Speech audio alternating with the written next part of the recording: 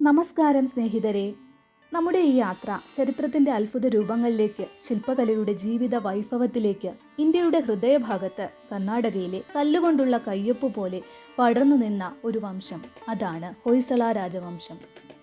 ഈ രാജാക്കന്മാർ വാള് കയ്യിലെടുത്തു മാത്രമല്ല, കരിങ്കല്ല് കൈവശമാക്കി ശില്പങ്ങൾക്കൊപ്പം തന്നെ ചരിത്രം തീർത്തവരാണ്. ഇന്നത്തെ ഈ വീഡിയോയിലൂടെ നമുക്ക് കാണാം ഈ മഹത്തായവരുടെ കഥയും അവർ പണിത ആലങ്കാരിക ക്ഷേത്രങ്ങളുടെയും അതിൻ്റെ കലാസൗന്ദര്യത്തിൻ്റെയും കഥ. ഞങ്ങളുടെ യാത്ര ആരംഭിക്കുന്നത് ബാംഗ്ലൂരിൽ നിന്നാണ്. ഏകദേശം 4-5 മണിക്കൂർ നീണ്ട റോഡ് ട്രിപ്പ് ഹളബീഡിലേക്ക്. കർണാടകയിലെ ഹസൻ ജില്ലയിൽ സ്ഥിതി ചെയ്യുന്ന ഒരു പട്ടണം. അക്ഷരാർത്ഥത്തിൽ പഴയ തലസ്ഥാനം, നഗരം, നശിച്ച നഗരം എന്നൊക്കെ പറയാം. ഹൈവേയിൽ നിന്ന് മാറിയാൽ ഗ്രാമങ്ങളിലെ കുണ്ടും കുഴിയും നിറഞ്ഞ റോഡുകൾ. എന്നിരുന്നാലും കണ്ണിന് കുളിർമയേകുന്ന മനോഹരമായ കാഴ്ചകൾ ആസ്വദിക്കാം. ഞങ്ങൾ ആദ്യം എത്തിച്ചേർന്നത് ഹൊയ്സളേശ്വര ക്ഷേത്രത്തിലേക്കാണ്. ക്ഷേത്രത്തിന് മുന്നിലായി വിശാലമായ പാർക്കിംഗ് സൗകര്യം ഒരുക്കിയിരിക്കുന്നു. പാർക്കിംഗ് ചാർജ് 70 രൂപ. ഹൊയ്സളേശ്വര ക്ഷേത്രം ഹളബിഡു ക്ഷേത്രമെന്നും ഇതറിയപ്പെടുന്നു. 12-ാം നൂറ്റാണ്ടിൽ ശിവന് സമർപ്പിച്ചിരിക്കുന്ന ഒരു ഹിന്ദു ക്ഷേത്രമാണിത്. ഹൊയ്സളേശ്വര ശാന്തലേശ്വര ശിവലിംഗങ്ങൾക്ക് സമർപ്പിച്ചിരിക്കുന്ന ഒരു ഇരട്ട ക്ഷേത്രമാണ്. ഇതിലൊന്ന് രാജാവ് വിഷ്ണുവർദ്ധന്റെയും മറ്റേത് രാജ്ഞി ശാന്തളാദേവിയുടേതുമാണെന്ന് വിശ്വസിക്കുന്നു. ഒരു സിംഹം, ഒരു യാഗശാല, ഒരു ധീര ശിഷ്യൻ. അതുകൊണ്ട് മാത്രം തുടങ്ങിയതാണ് ഹൊയ്സള സാമ്രാജ്യത്തിന്റെ കഥ.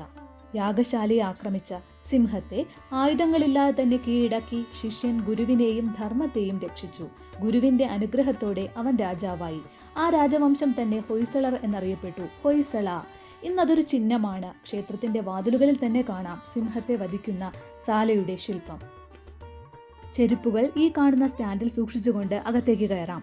വാതിലുകളുടെ മുന്നിൽ കാണുന്ന ഈ ദേവതാരൂപം എന്ത് ഭംഗിയാണ്! എത്ര സൂക്ഷ്മതയോടെയാണ് നിർമ്മിച്ചിരിക്കുന്നത്! അവരുടെ മുഖഭാവം, വസ്ത്രങ്ങളുടെ ഓരോ ചുരുൾ, അലങ്കാരങ്ങൾ. എത്രയായിരിക്കും ഈ ശില്പങ്ങളെ കൊത്തിയെടുത്ത ശില്പികളുടെ ക്ഷമയും കരകൗശലവും!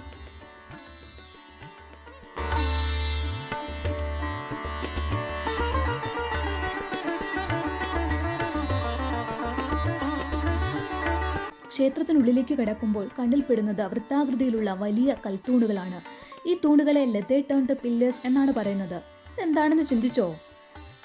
പഴയ കാലത്ത് കാർപ്പൻട്രിയിലും മെറ്റൽ വർക്കിലും ഒക്കെ ഉപയോഗിച്ചിരുന്ന ഒരു യന്ത്രമുണ്ടായിരുന്നു. അതാണ് ലെതേ മെഷീൻ. അതിൽ വസ്തുക്കളെ ചുറ്റിയിട്ട് കൃത്യമായ ആകൃതിയിൽ രൂപപ്പെടുത്തുന്നു. അതുപോലെ തന്നെയാണ് ഈ കൽത്തൂണുകളും. വൃത്തം, ചുരുളുകൾ, പുഷ്പങ്ങൾ എല്ലാം ശരിയായ അളവിൽ തീർത്തതുപോലെ. പക്ഷെ ഒരു വ്യത്യാസമുണ്ട്. യന്ത്രത്തിലല്ല, പൂർണ്ണമായും കൈകൾ കൊണ്ടാണ് ശില്പികൾ രൂപപ്പെടുത്തിയത്. അതും പതിറ്റാണ്ടുകൾക്ക് മുമ്പ്. വലിയ ഉപകരണങ്ങളൊന്നുമില്ലാതെ. ഓരോ തൂണുകളും സിമെട്രിക്കലാണ്, ഒരേ ഡിസൈൻ. ഇതൊന്നും സാധാരണ കരകൗശലമല്ല, കലയും ഗണിതശാസ്ത്രവും ചേർന്ന അതിശയമാണ്. ഈ ക്ഷേത്രം 12-ാം നൂറ്റാണ്ടിൽ വിഷ്ണുവർദ്ധനാണ് നിർമ്മിച്ചത്. ഇവിടുത്തെ ശില്പങ്ങൾ ഓരോന്നും മനോഹരമാണ്. രാമായണം, മഹാഭാരത കഥകൾ എല്ലാം തന്നെ കല്ലിൽ കൊത്തിവെച്ചിട്ടുണ്ട്.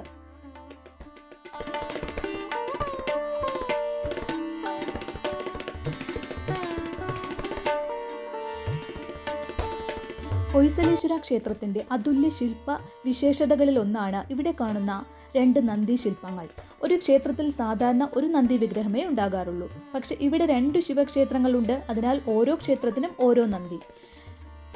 2 നന്ദി പ്രതിമകളും ഓരോ മണ്ഡപത്തിനകത്തിരുന്ന് അവരുടെ ശിവനെ നേരിട്ട് നോക്കുകയാണ്. ഇത് ശില്പപരമായിട്ടും ആത്മീയപരമായിട്ടും വളരെ അപൂർവമായ കാഴ്ചയാകുന്നു.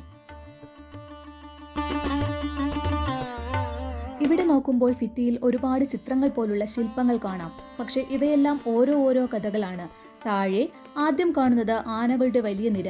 അത് ക്ഷേത്രത്തിന്റെ ഭാരം കരുതി നിൽക്കുന്ന പ്രതീകം. തൊട്ടുമുകളിൽ സിംഹങ്ങൾ, ശക്തിയും സംരക്ഷണവും. അതിനപ്പുറം യുദ്ധരംഗങ്ങൾ, കുതിരകളുടെ ഓട്ടം, ശബ്ദം കേട്ടതുപോലൊരു ചലനം. പിന്നെ വരുന്നത് രാമായണ കഥകളും മഹാഭാരത സന്നിവേശങ്ങളും. മുകളിലോട്ട് നോക്കുമ്പോൾ ദേവതാരൂപങ്ങൾ നൃത്തം ചെയ്യുന്ന ആകാശഗാമികളും. ഇത് ഭക്തിയും കലയും ഒരുമിച്ച് പകർന്ന ഒരു ഭിത്തിയാകുന്നു.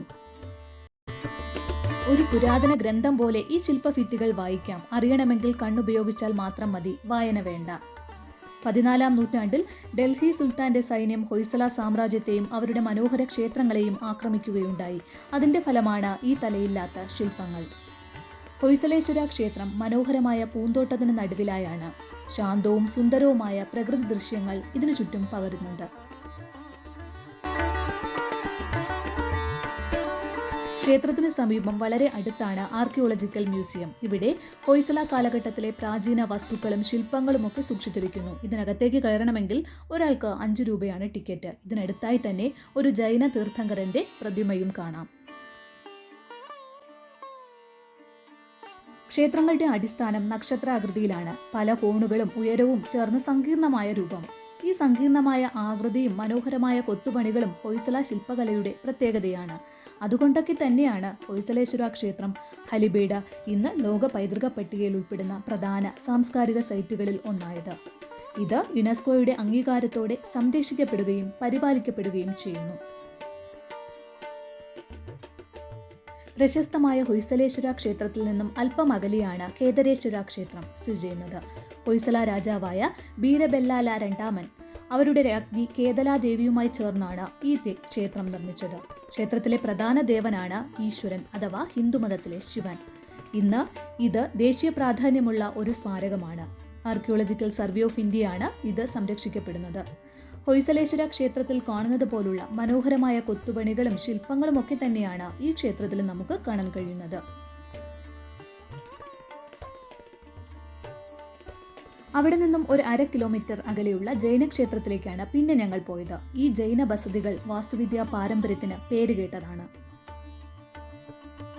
മനോഹരമായ നവരംഗ ഹാളുകൾക്കും ലാത്തുപയോഗിച്ച് തിരിച്ച തൂണുകൾക്കും അതിമനോഹരമായ കൊത്തുപണികൾക്കും ഈ ജൈന ക്ഷേത്രം വളരെ പ്രശസ്തമാണ്.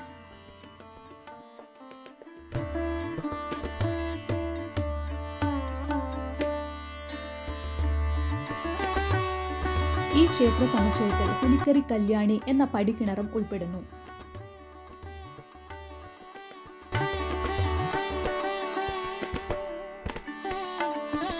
ഇപ്പോൾ സമയം 2:30 അപ്പോൾ പിന്നെ ഉടുപ്പി ഗ്രാൻഡ് ഹോട്ടലിൽ നിന്നും ഫുഡും കഴിച്ച് ചെന്നകേശവ ക്ഷേത്രത്തിലേക്ക്. ഇവിടുന്ന് ഒരു 17 കിലോമീറ്റർ. ഈ ട്രിപ്പിലെ ഞങ്ങളുടെ അവസാനത്തെ ഡെസ്റ്റിനേഷൻ ബേലൂർ ചെന്നകേശവ ക്ഷേത്രം. 1117 ഉണ്ടായ തലക്കാട് യുദ്ധത്തിൽ ചോളന്മാരെ തോൽപ്പിച്ചതിന്റെ സന്തോഷ സൂചകമായി ഹൊയ്സല ചക്രവർത്തിയായ വിഷ്ണുവർദ്ധനാണ് ചെന്നകേശവ അഥവാ സുന്ദരനായ കേശവൻ എന്നർത്ഥം വരുന്ന മനോഹരമായ ഈ ക്ഷേത്രം പണിയിച്ചത്. ജൈനമതത്തിൽ നിന്ന് ഹിന്ദുമതത്തിലേക്ക് മാറിയതുകൊണ്ട് ജൈന ക്ഷേത്രത്തിൽ കാണുന്നത് പോലുള്ള തൂണുകൾ ഇവിടെയും കാണാം. ക്ഷേത്രം മുഴുവൻ കല്ലിൽ കോരിയെടുത്ത കഥകളാണ്. രാമായണം, മഹാഭാരതം, ഭാഗവതം, മതിലാകെ ഈ കഥകൾ പറയുന്ന ശില്പങ്ങൾ. ഒരു നോക്കിനു പോലെയല്ല, ഓരോ കൊത്തിലും വലിയ കൃത്യതയും സുന്ദരതയും.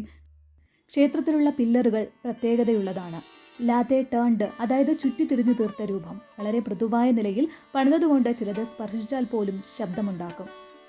ഹൊയ്സള 10ാം നൂറ്റാണ്ടിൽ ആരംഭിച്ച ചെറിയ രാജവംശം 12ാം നൂറ്റാണ്ടിൽ വിഷ്ണുവർദ്ധന്റെ നേതൃത്വത്തിൽ വലിയ സാമ്രാജ്യമായി വളർന്നു.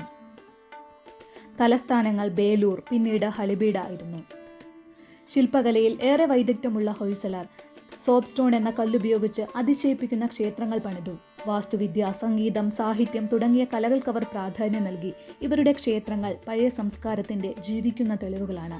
ഇത്തരം പൈതൃക സംസ്കാരങ്ങൾ സംരക്ഷിക്കുക അത് നമ്മുടെ ഉത്തരവാദിത്തമാണ്. ഇതുപോലെ പിന്നിലെ കഥകളും നമ്മുടെ പൈതൃകവും അറിയാൻ നിങ്ങൾക്കിഷ്ടമുണ്ടെങ്കിൽ നമ്മുടെ ചാനൽ സബ്സ്ക്രൈബ്, ഷെയർ, ലൈക്ക് ചെയ്ത് സപ്പോർട്ട് ചെയ്യാൻ മറക്കല്ലേ.